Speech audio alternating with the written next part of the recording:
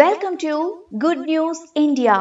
విశాఖపట్నంలో ఎకరా భూమి కోట్లు పలుకుతుంటే టీడీపీ ప్రభుత్వానికి మాత్రం అక్కడ భూములంటే లెక్క లేనట్లే ఉంది. మొన్ననే టీసీఎస్ కంపెనీకి ఎకరా 99 పైసలకే భూమిని కట్టబెట్టి తీవ్ర విమర్శల పాలైన ప్రభుత్వం ఇప్పుడు మరో ఘనకార్యానికి తెగబడింది. సొంత కార్యాలయం, కనీసం ఫోన్ నెంబర్ కూడా లేని ఓ అనామక కంపెనీకి, అది కూడా ఏర్పాటై 2 నెలలు తిరక్క ముందే తెలుగు రాష్ట్రాల్లో వేల కోట్ల పెట్టుబడులు పెడతామనడం, ఆ ప్రతిపాదనకు ముచ్చటపడి చంద్రబాబు సర్కారు విశాఖలో కారు చౌకగా అత్యంత ఖరీదైన భూములు కేటాయించేయడం కలకలం రేపుతోంది. ఉర్సా క్లస్టర్స్ పేరుతో సరిగ్గా టీడీపీ కూటమి సర్కారు భూ కేటాయింపులు చేయడానికి 2 నెలల ముందు అంటే 2025 ఫిబ్రవరి 12న హైదరాబాద్ రిజిస్ట్రార్ కార్యాలయంలో నమోదైంది. హైదరాబాద్ కి చెందిన పెందుర్తి విజయ్ కుమార్, అమెరికాలో చిన్న ఉద్యోగం చేసుకుంటున్న సతీష్ అబ్బూరి డైరెక్టర్లుగా ఈ కంపెనీ ఏర్పాటైంది. Flat number 705 Ekta Basil Heights, Kothaguda, Hyderabad, Telangana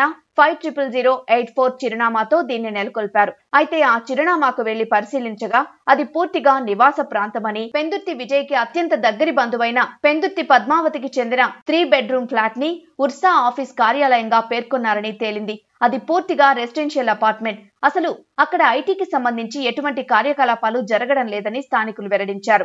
ఇలాంటి కంపెనీ విశాఖలో డేటా సెంటర్, ఐటీ క్యాంపస్ ఏర్పాటు చేస్తామని ప్రతిపాదించడమే తడవుగా చౌకగా భూములు కేటాయించాలని ఐటీ శాఖ మంత్రి నారా లోకేష్ ప్రతిపాదించడం, ఆ వెంటనే కేబినెట్ లో భూముల కేటాయింపులు చేయడంపై అనుమానాలు బలపడుతున్నాయి.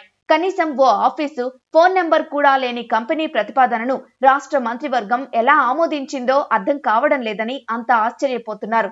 ఉర్సా క్లస్టర్స్ కంపెనీ కోసం విశాఖ మధురవాడలోని ఐటీ హిల్ నెంబర్ 3లో డేటా క్యాంపస్ కు 3.5 ఎకరాలు, కాపులుప్పాడలో డేటా సెంటర్ కు 56.36 ఎకరాలు కేటాయించేందుకు చంద్రబాబు ప్రభుత్వం పచ్చజెండా ఊపింది.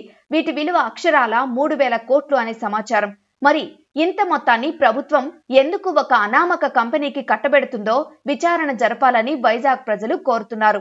ఇదిలా ఉంటే ది వైర్ వెబ్సైట్ ఈ ఉర్సు కంపెనీ గురించి, దాని అవకతవకల గురించి ఒక పెద్ద కథనాన్ని ప్రచురించింది. ఊరు పేరు లేని సంస్థకు అంత విలువైన భూముల్ని ఎలా అప్పగిస్తారని జాతీయ మీడియాలో సైతం కథనాలు ప్రసారమయ్యాయి. ఇది తేల్చితే రాష్ట్రంలోని పెద్ద కుంభకోణాల్లో ఇది ఒకటవుతుందని రాజకీయ విశ్లేషకులు అంటున్నారు. For more interesting updates, please subscribe Good News India.